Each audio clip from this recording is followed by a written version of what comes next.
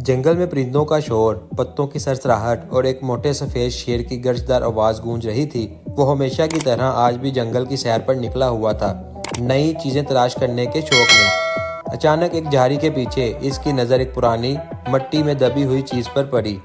ये एक पुराना गड्ढ से अटा हुआ कलीन था। इसकी सुर्ख रंगत मानद पड़ चुकी थी, मगर सुनहरी नकोश और नगार अब भी झलक रहे थे। शेर ने हैरत से इसे सूंघा। ये क्या अजीब चीज़ है। इसने पंजा मारकर इसे हिलाया। कलीन से धूल उड़ी, जिससे शेर को जोरदार छींक आई। आछू! इसी लम्हे जंगल में कदमों की आहट सुनाई दी। अरे दोस्त, आज क्या नया दरियाफ्त किया है? हमजा ने पूछा, जो करीम के साथ इसकी तरफ आ रहा था। हमजा ने अपनी ऐनक ठीक की और कलीन को गौर से देखने लगा। करीम, जो स्याह पैंट और नीली कमीज पहने था, नीचे झुककर कलीन के कपड़ों को छूने लगा। ये तो बस एक पुराना कलीन लगता है, शायद किसी का खो गया हो, करीम ने कहा। शेर ने नाक चढ़ाई। ये जंगल जैसा नहीं लगता, इसकी बू मुख्तलिफ है। हमजा मुस्कुराया। चलो इसे खोल कर देखते हैं। तीनों दोस्तों ने कलीन को ज़मीन पर फैलाया। जैसे ही कलीन पूरी तरह खुला, एक अजीब सी हल्की सी रोशनी चमकी और इसके किनारे हवा में थोड़े से ऊपर उठ गए। करीम ने हैरत से कहा, ये क्या तुमने ये देखा? अचानक कलीन ज़मीन से चंद इंच ऊपर उठ गया और हवा में तैरने लगा। शेर पीछे हट गया। इसकी नीली आंखें हैरत से फैल गईं। ये क्या हो रहा है? हमजा खुशी से बोला, ये जादुई उड़ने वाला कलीन है। करीम हंसकर बोला, चलो इस पर बैठकर देखते हैं कि ये कहाँ लेकर जाता है। शेर झिझक रहा था। क्या तुम्हें यकीन है कि ये महफूज है?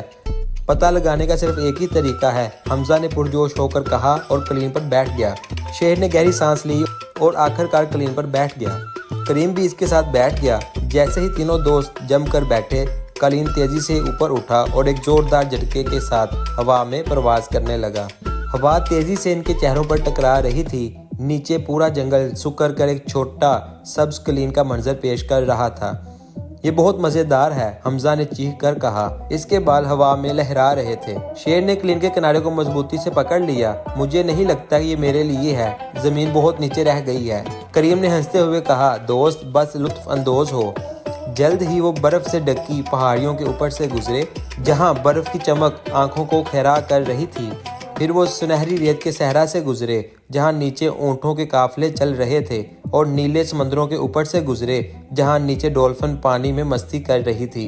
अचानक कलीन ने अपनी रफ्तार कम की और सामने आसमान में एक अजीबोगरीब नज़ारा दिखाई दिया। हवा में एक शानदार बादलों का बना हुआ शहर तैर रहा था। कलीन आहिस्ता आहिस्ता बादलों के शहर में उतरा। इनके कदम बादलों पर पड़े, जो रूही की तरह नरम थे। ये वाकई किसी ख्वाब जैसा है, हमजा ने हैरत से कहा। अचानक छोटे छोटे बादल जैसे जानदार इनकी तरफ बढ़ने लगे। इनकी आंखें सितारों की तरह चमक रही थी। एक बड़ा बादल आगे बढ़ा और बोला, ऐ मुसाफिरों, तुम वक्त पर पहुंचे हो। किसके लिए? करीम ने पूछा। हमारा कोसो कज़ा भाग गया है, बादल का लीडर परेशानी से बोला। शेर ने हैरत से पलकें झपकाई। क्या कोसे कज़ा भाग गया है? हाँ, अगर हमने इसे वापस ना लाया तो हमारा शहर बेरंग हो जाएगा। तीनों दोस्तों ने एक दूसरे की तरफ देखा। हमें इनकी मदद करनी चाहिए, हमजा ने कहा। लेकिन हम कोसे कज़ा को पकड़ेंगे कैसे? करीम सोचते हुए बोला। बादल के लीडर ने एक तरफ इशारा किया। एक रोशन कोसे कज़ा आसमान में दूर जाती नजर आ रही थी। जल्दी करो, बादल के लीडर ने कहा। तीनों दोस्त तेजी से कलीन पर बैठे और कलीन कोसे कज़ा की तरफ उड़ गया। जैसे जैसे वो करीब पहुंचे, कोसे कज़ा हवा में लहरा रही थी, जैसे हवा इसे धकेल रही हो। ये बहुत तेज है, हम इसे नहीं पकड़ सकते, करीम ने कहा। शेर ने अपने कान खड़े किए और गहरी सांस ली। फिर इसने एक जोरदार धार मारी। अचानक तेज हवा चलने लगी और कोसे कज़ा थोड़ा पीछे हट गई। वाह, तुम्हारी धार हवा को कंट्रोल कर सकती है, हमजा ने सवालिया अंदाज में पूछा। शेर ने खुशी से कहा, चलो देखते हैं क्या मैं इसे वापस ला सकता हूँ। इसने फिर से धार मारी और इस बार हवा ने कोसे कज़ा को धकेल कर वापस बादलों के शहर की तरफ मोड़ दिया। जल्द ही कोसे कज़ा अपनी जगह पर वापस आ गई और पूरा शहर दोबारा रंगीन हो गया। बादलों के लोग खुशी से चीखने लगे।